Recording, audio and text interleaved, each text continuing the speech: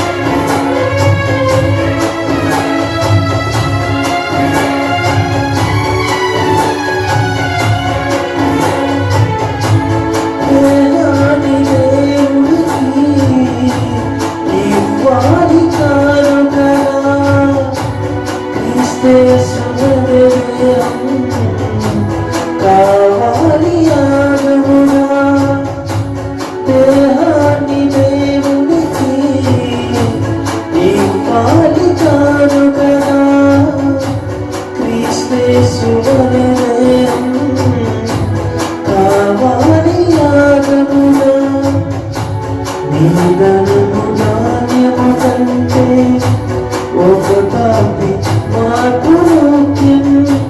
నీ ధనము ధాన్యము కంటే ఒక పాపి మాకు ముఖ్యం. ప్రకటించు క్రీస్తు కొరకే, మరణించు పాపి కొరకే. నీకిష్టమైనది కావాలి దేవునికి, బలి అర్పణ కోరలేను దేవుడు. బలి అర్పణ కోరలేను దేవుడు. నీకిష్టమైనది కావాలి దేవునికి, బలి అర్పణ కోరలేను దేవుడు. ప్రభు మనసు తెలుసుకో, వాక్యాన్ని చదువుకో. నీకిష్టమైనది కావాలి దేవునికి, బలి అర్పణ కోరలేను దేవుడు. బలి అర్పణ కోరలేను.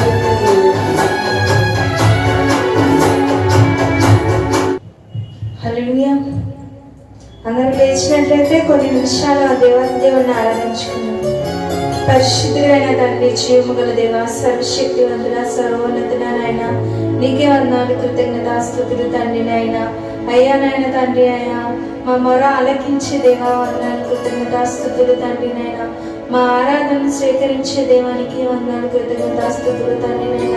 అయ్యా ఆరాధించుండగానైనా తండ్రి, అయ్యా నీ కొత్తలేని పరిశుద్ధాత్మ శక్తితోనైనా తండ్రి, అయ్యా మమ్మల్ని నింపమని ప్రార్థిస్తున్నాం తండ్రి. అయ్యా అయ్యా నీవి కృప చూపించమని ప్రార్థిస్తున్నాం తండ్రి నాయన. అయ్యా సహాయం ఇచ్చమని ప్రార్థిస్తున్నాం తండ్రి నాయన.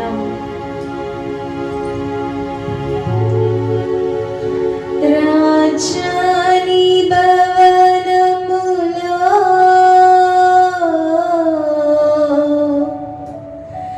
రేయి పగలు వేచియుందును. యేసు రాజాని భవనములో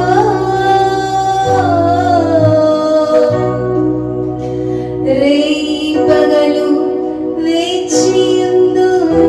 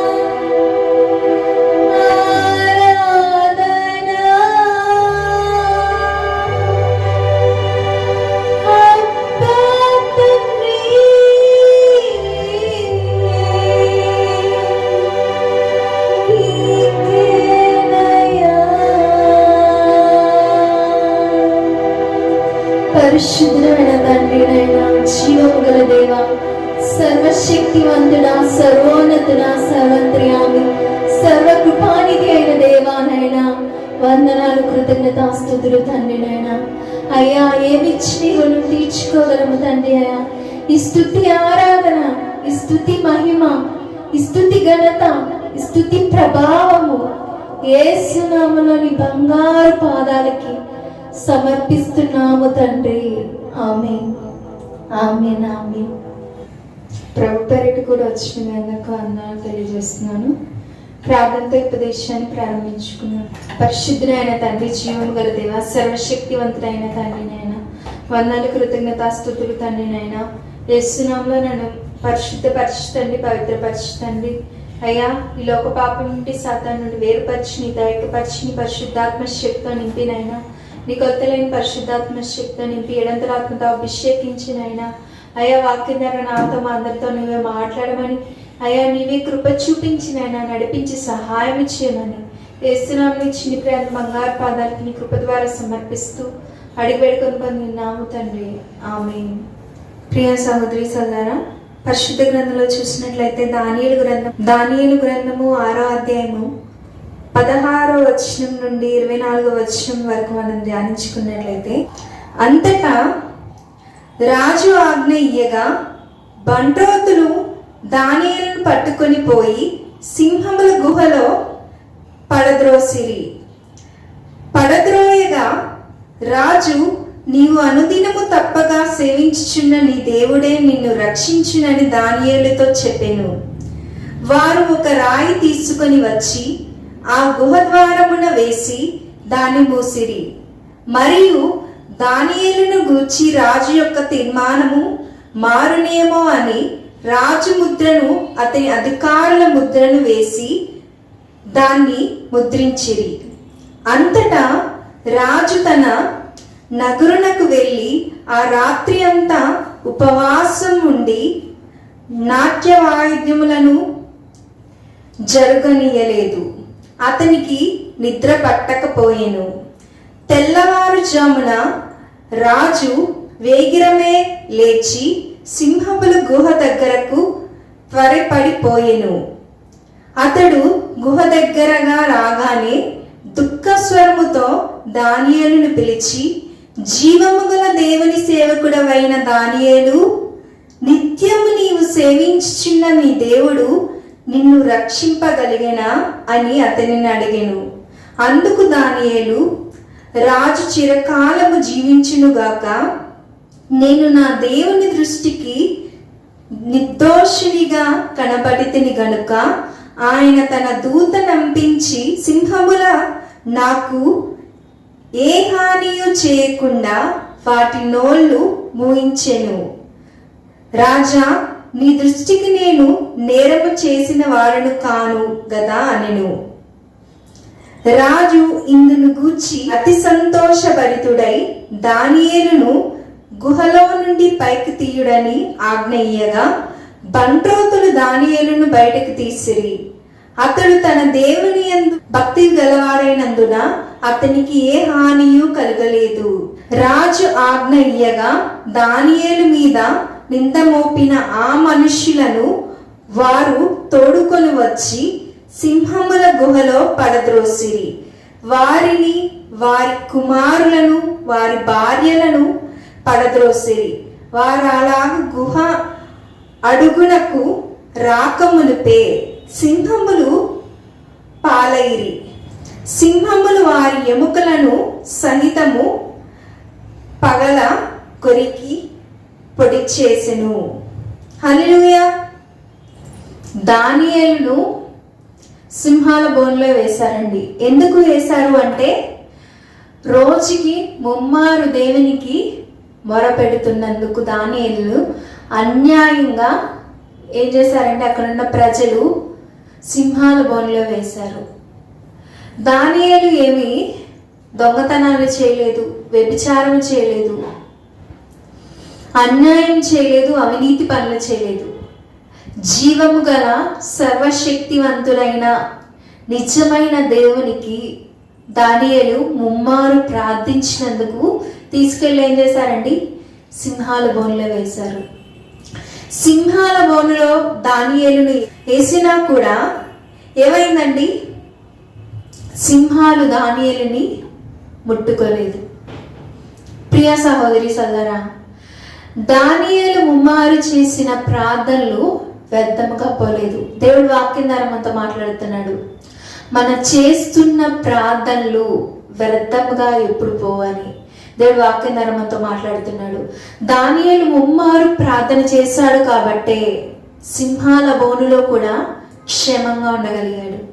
దానియేలు ముమ్మారు ప్రార్థన చేశాడు కాబట్టే అతని ప్రాణాన్ని కాపాడుకోగలిగాడు. ప్రియ సహోదరి సోదరా, దానియేలు చేస్తున్న ప్రార్థనలు దానియేలుని సింహాల బోనులో నుండి రక్షించాయి. మనం చేస్తున్న ప్రార్థనలు సింహాల బోన్లో ఎలా అయితే సింహాలు చంపేస్తాయి, ప్రాణం పోతున్న పరిస్థితి ఎలా అయితే ఉంటుందో, మన జీవితంలో కూడా ప్రాణం పోతున్న పరిస్థితుల్లో, బయటపడలేని స్థితిలో, ఒంటరిగా ఉన్న పరిస్థితిలో మనం చేసిన ప్రార్థనలు, ఎప్పుడో చేసిన ప్రార్థనలు మనలను కాపాడతాయని, రక్షిస్తాయని దేవుడి రోజు వాక్యం ద్వారా మనతో మాట్లాడుతున్నాడు. ప్రియ సహోదరి సోదరా, ఇక్కడ రాజు దానియేలును అన్యాయంగా సింహాల బోన్లో వేసినప్పుడు ఏమైందండి? రాజుకి నిద్ర పట్టలేదు.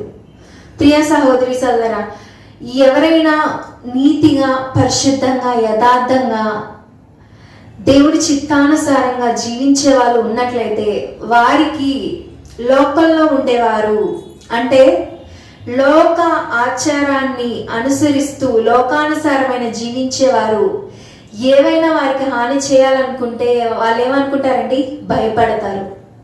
ప్రియ సహోదరి సోదరా, దానియేలు నీతిమంతుడు కాబట్టి, దానియేలు దేవుడిని ప్రేమించే వ్యక్తి కాబట్టి దానియేలును అన్యాయంగా చంపడం రాజు హృదయానికి ఇష్టం లేదండి. ఎందుకంటే దానియేలు సేవిస్తున్న దేవుడు నిజమైన దేవుడు అనే సత్యం ఆ రాజుకు తెలుసు కాబట్టి. ప్రియ సహోదరి సోదరా, దేవుడు వాక్యం ద్వారా మనతో మాట్లాడుతున్నాడు. ఏంటంటే దానియేలు చేసిన ప్రార్థనలు దానియేలుని ఎలా అయితే సింహాల బోనులో రక్షించాయో, మనం చేస్తున్న ప్రార్థనలు మన కలిగి ఉన్న ఘోరమైన పరిస్థితిలో నుండి మనల్ని విడిపించి రక్షిస్తాయని దేవుడు వాక్యం ద్వారా మనతో మాట్లాడుతున్నాడు. ప్రియ సహోదరి సోదరా, దానియేలుని ఎవరైతే అన్యాయంగా చంపాలని ప్రయత్నించారో, రాజు చేత ముద్ర వేసి దానియేలును అన్యాయంగా సింహాల బోన్లో పడవేశారో వారిని ఏం చేశారండి? రాజు దానియేలును పైకి తీసుకొచ్చి వారిని ఆ సింహాల బోన్లో వేశారు. ఆ సింహాలు ఏం చేసినాయండి? వారి శరీరాలు, దేహాలు కిందకు వెళ్ళక ముందే సింహాలు ఎముకలతో సహా పిండి పిండిగా చేసాయి. అదే సింహాల బోన్లో దానియేలు వేసినప్పుడు సింహాలు ఏం చేశాయండి?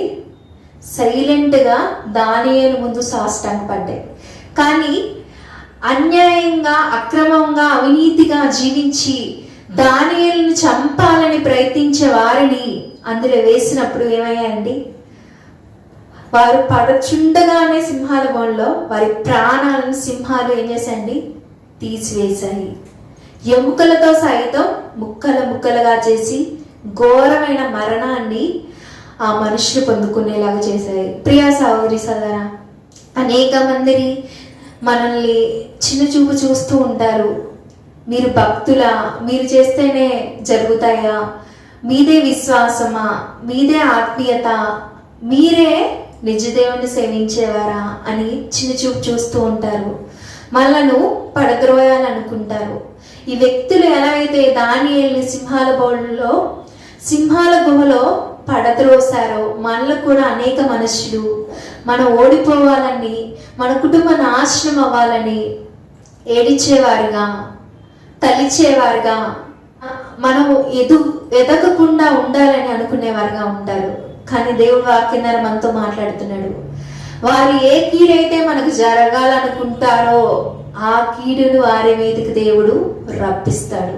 ప్రియ సహోదరి సోదరా, మనం ఏదైతే దుఃఖాన్ని పొందుకొని నాశనమై అనాథులుగా ఇక ఒంటరిగా బ్రతకాలని తలచే ప్రజలకు దేవుడిచ్చే శిక్ష ఏంటండి? వారిని అలాగ దేవుడు చేస్తాడు. ప్రియా సహోదరి సోదరా, ఆయన బిడ్డలను, ఆయనకు మొరపెట్టే బిడ్డలను రక్షించే దేవుడు, కాపాడే దేవుడు, వారి పక్షమున శత్రుపై విజయాన్ని అనుగ్రహించే దేవుడు, మనం సేవిస్తున్న దేవుడు. ప్రియ సహోదరి సోదరా, రాజు సైతం ఏమన్నారండి? జీవము గల దేవుని సేవకుడు అయిన దానియేలు, నీవు సేవించిన నీ దేవుడు రక్షించును కదా అని అన్నాడు. దానియేలు సేవిస్తున్న దేవుడు నిజమైన దేవుడు అని దానియేలు బయటికి వచ్చాక ఒక శాసనాన్ని రాసించి, రాజు, ఆ దేవుడికే మీరు అందరూ మొక్కాలి, ఆ దేవుడినే మీరు ఆరాధించాలి, ఆ దేవుడు చెప్పినట్టే మీరు ప్రతిదీ చేయాలని రాజు ఒక శాసనాన్ని రాపించి ప్రజలందరూ ఆ శాసనాన్ని అనుసరించి నడుచుకొని జీవించేలాగా దానియేలు ప్రార్థన చేసింది. ప్రియ సహోదరి సోదరులు, మనం ప్రార్థన చేస్తున్నాము కానీ మన కుటుంబంలో మార్పు రావట్లే, మన పరిస్థితుల్లో మార్పు రావట్లే, మనం నడుస్తున్న మార్గంలో కూడా మార్పు రావట్లే. కానీ దానియేలు చేసిన ప్రార్థన దేవుడు అంగీకరించాడు.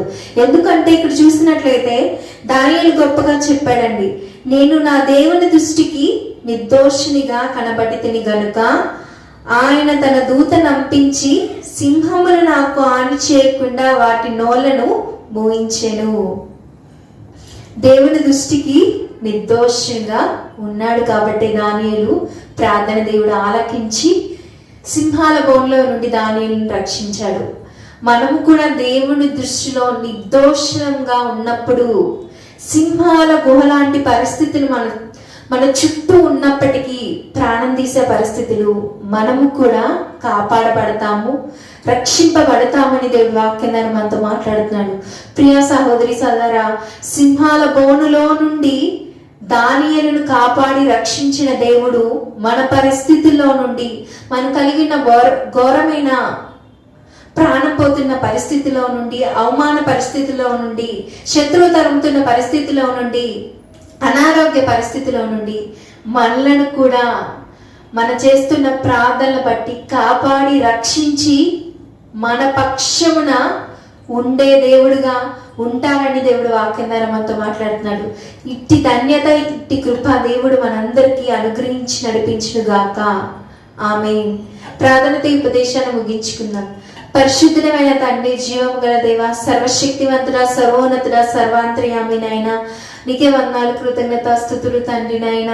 అయ్యా, సింహాల నోళ్లను సైతం ఊహించే శక్తివంతుడైన దేవుడవు తండ్రి నాయన. అయ్యా, మేము మాత్రం ఈ లోకంలో మనుషుడికే భయపడి మేము కలిగి ఉన్న విశ్వాసాన్ని విడిచిపెట్టేవారుగా, నీ సన్నిధికి దూరం అయ్యేవారుగా, అయ్యా నాయన తండ్రి, మేము కలిగి ఉన్న అవమానాన్ని బట్టి తల్లడిల్లేవారుగా ఉన్నాము తండ్రి నాయన. అయ్యా, మా ప్రార్థనలను నాయన తండ్రి ఆలకించండి తండ్రి.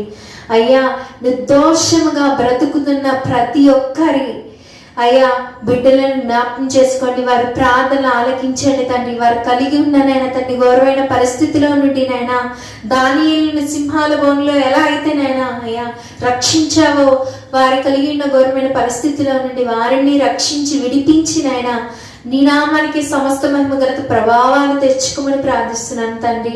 అయ్యా, సమస్తం తండ్రి అయిన దేవా, నీ చిత్త ప్రకారం, ఏసిష్ట ప్రకారం పరిశుద్ధాత్మ దేవుని సహాయంతోనైనా మా అందరి జీవితంలోనైనా జరిగించి నడిపించి బలపరచమని, నీవెల్లప్పుడు మా అందరికి తోడుగా ఉండి సహాయం చేయమని యేసు నామములో ఇచ్చిన ప్రార్థన బంగారు పాదాలకి నైనా నీ కృప ద్వారా సమర్పిస్తూ అడిగి వేడుకొని పొందినాము తండ్రి. ఆమేన్.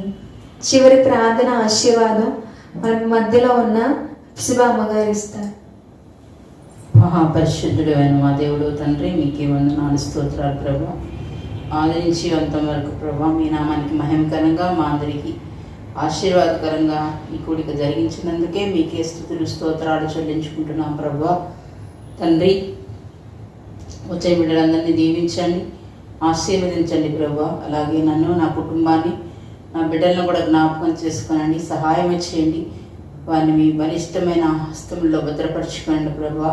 వడగాల్పు నుండి నాయన బిడ్డల్ని కాపాడండి ప్రభువా తండ్రి. అలాగే మా సంఘ బిడ్డలందరినీ కూడా ప్రభా ఈ వడగాల్పు నుండి కాపాడండి అయ్యా. ఇంకా రాలేని బిడ్డలందరినీ కూడా జ్ఞాపకం చేసుకోండి, సహాయం చేయమని, సమస్త విషయాల్లో మీరే కృప చూపించి నడిపించమని యేసునామమున ప్రార్థిస్తున్నాము తండ్రి. ఆమేన్. తండ్రి అయిన దేవుని ప్రేమ, కుమారుని యొక్క కృప, పరిశుద్ధాత్మ త్రియేక దేవుని అన్యోన్య సహవాసము మనకును సకల పరిశుద్ధులకును సదా తోడైండి నడిపించును గాక. ఆమేన్, ఆమేన్, ఆమేన్.